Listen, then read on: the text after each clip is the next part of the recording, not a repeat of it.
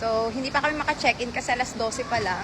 Kakain muna kami dito. Mag-hangout muna kami dito sa pool while waiting. Pero inaayos na daw yung room namin. Kasi 'di ba ang check-in naman talaga 3 PM. Maaga nga yung flight namin. So, sabi na balik daw kami ng 1 hour. Kasi nililinis pa yung room namin. So, I'm so happy kasi dito na kami nagstay sa Clarke. At least malapit sa lahat. And pag nag-night out ako, charat. Dami mga nagsuswimming na foreigner. Ang init. Let's have lunch.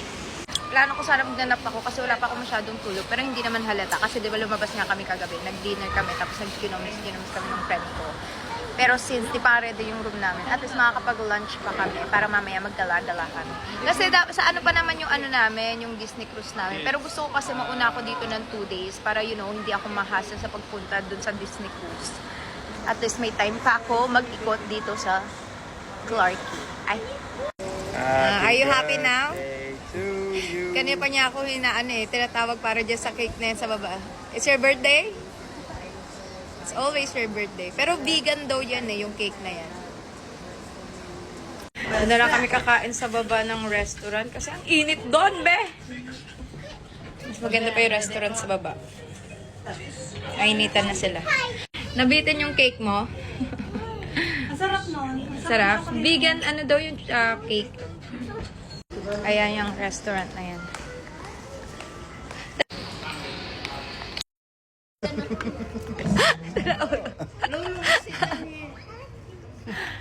Ayan sila. Skyflex na lang tayo. Ang food mahal. Gusto mo mag-lockstop. Early bubbles. Elry champagne. Ha? Yeah, or the champagne, of course. The early, the better. Di kasi ako nakapag, kanina, lounge. Kasi late na kami sa, inom sana kami. Sigureng. Yum. Meron akong laksa.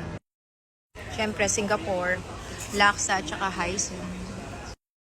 Kay Papa P is burger. Basco. Sarap ang laksa nila dito sa Singapore. And I love noodles. I hope it's not spicy. Kasi, bibigyan ko si Kendall. Kasi gusto niya ito yun. Hindi naman. Ayaw nila to. Sikat to sa Singapore eh. Ito yung sauce niya, no?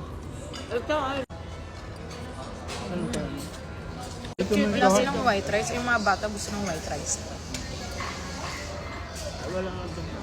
Pero na, masarap talaga yung food nila.